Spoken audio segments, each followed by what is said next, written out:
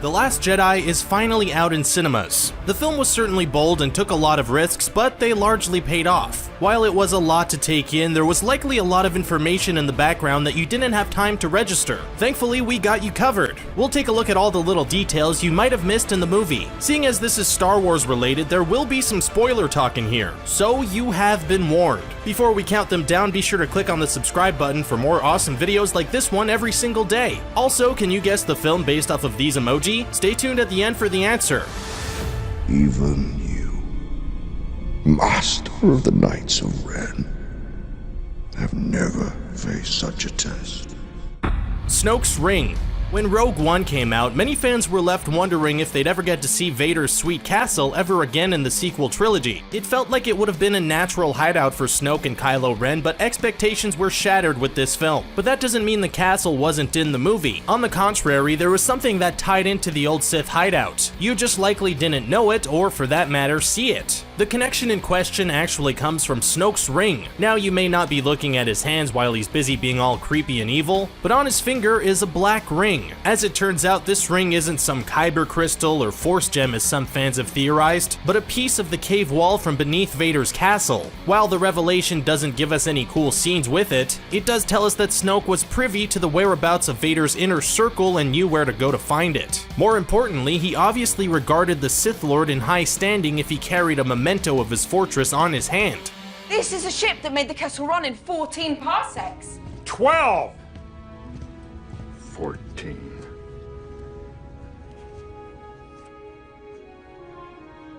The dice. One of the more interesting plot devices in the film was the use of Han's old dice. We see them quite a few times in the film, harkening back to both the character and what the spirit of rebellion is. But where did these dice come from? While they were absent from Empire and Return of the Jedi, the dice can be briefly seen in A New Hope.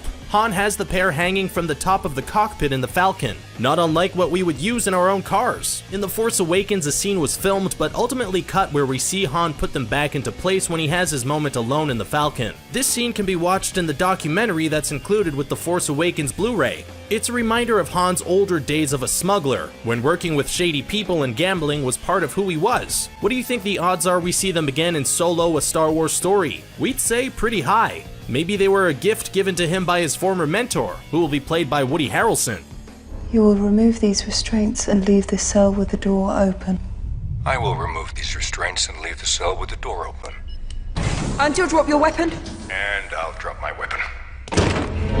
Cameos. It wouldn't be a Star Wars film without a bunch of cameos. There were a slew of cool ones in The Force Awakens, ranging from Kevin Smith, Michael Giacchino, to Daniel Craig. So who showed up this time around to lend their voice to the galaxy far, far away? It's confirmed that Tom Hardy was behind one of the stormtrooper masks towards the end of the film when Finn and Rose were captured and facing execution. Princes Harry and William had also shot stormtrooper scenes, but they were ultimately cut from the film. Joseph Gordon-Levitt made a voice cameo as Slow and Low, an alien at Canto Bight. His name is a play on an old Beastie Boys track titled Slow and Low. Justin Theroux from HBO's The Leftovers made a cameo as the Master Codebreaker. Gareth Edwards, the director of Rogue One, is the Resistance fighter next to the guy who tastes the salt on Crate. And he's the most obvious cameo of the film. Singer Ellie Goulding and Baby Driver director Edgar Wright played Blink and You'll Miss Them Resistance fighters. Mark Hamill actually shows up again as Dabuskay, likely on Canto Bight. And of course, Warwick Davis was in the film. We think as the alien who thought BB-8 was a slot machine.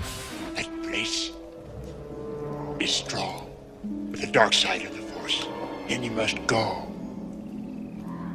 What's in there? Only what you take with you. The book's gone?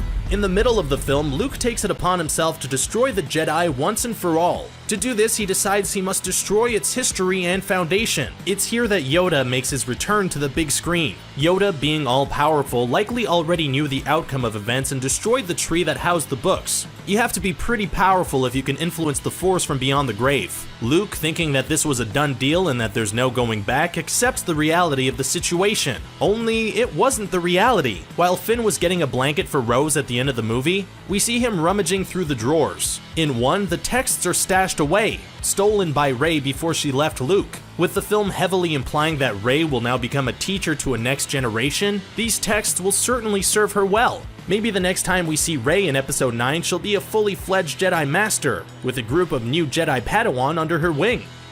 If you strike me down, I shall become more powerful than you can possibly imagine.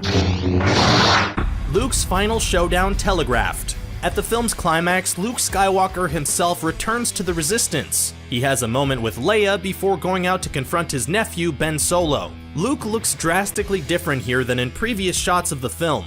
Initially, one might think that he just decided to cut his hair before embarking on a mission. But as it turns out, Luke was never there. He projected his image across the galaxy to save the Resistance and inspire them, creating a new legend. But the fact that Luke isn't there becomes more obvious the more you think of it. Although it might not have registered at first, let's not forget that Anakin's saber was destroyed before the confrontation ever happened. So the fact that Luke is suddenly using a blue saber is the first of a few giveaways. Secondly, he never actually comes into contact with Kylo Ren. This is the only saga film so far without a saber-on-saber lightsaber duel. Thirdly though, and this is the coolest, is that Luke's foot doesn't leave a red salt trail on the ground, while Kylo Ren's skidding leaves red streaks across it. It's so quick and subtle that you may not have registered it the first time around.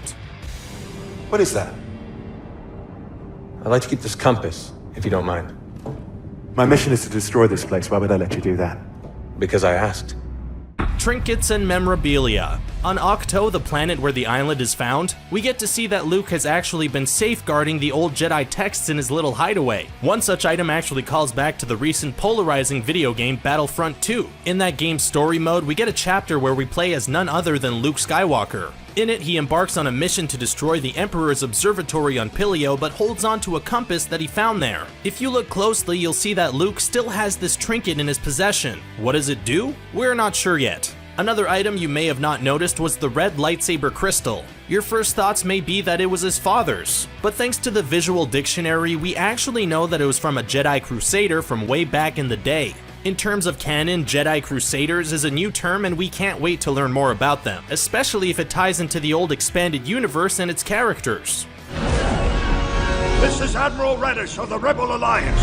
Red and gold squadrons, attack formations, defend the fleet. Radish. If there's one thing Star Wars fans love, it's their Mon Calamari. Admiral Ackbar goes down as one of the most beloved characters in the franchise, and he really doesn't have to do too much. He's responsible for the famous "It's a Trap" line.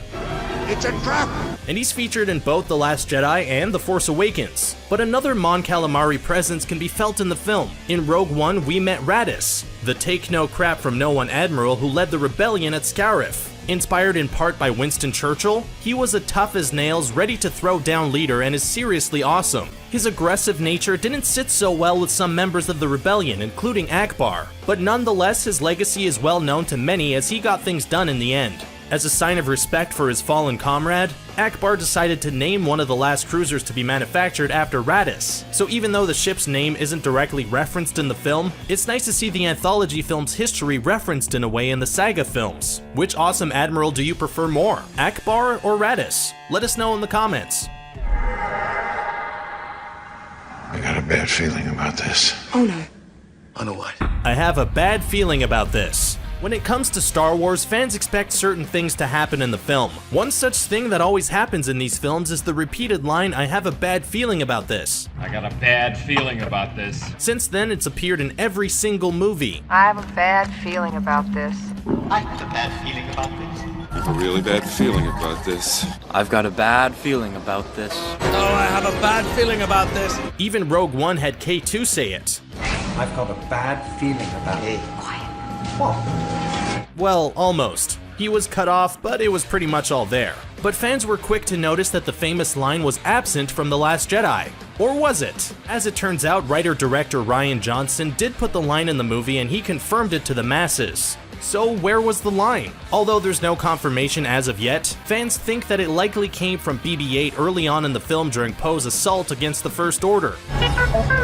Happy Deeps here, buddy, come on. The Last Jedi definitely shook things up, and how it delivered the classic line is no exception. I have a bad feeling about this. I don't sense anything. And there you have it, everyone. Which tiny detail did you like the most? Did you catch any while you were watching the film on your first viewing? What are your thoughts on the film overall? Also, the answer to the movie emoji quiz is, did you get it right? Let us know in the comments below, and be sure to like this video and subscribe to our channel for more videos like this one added straight to your playlist. Thanks for watching, and may the Force be with you.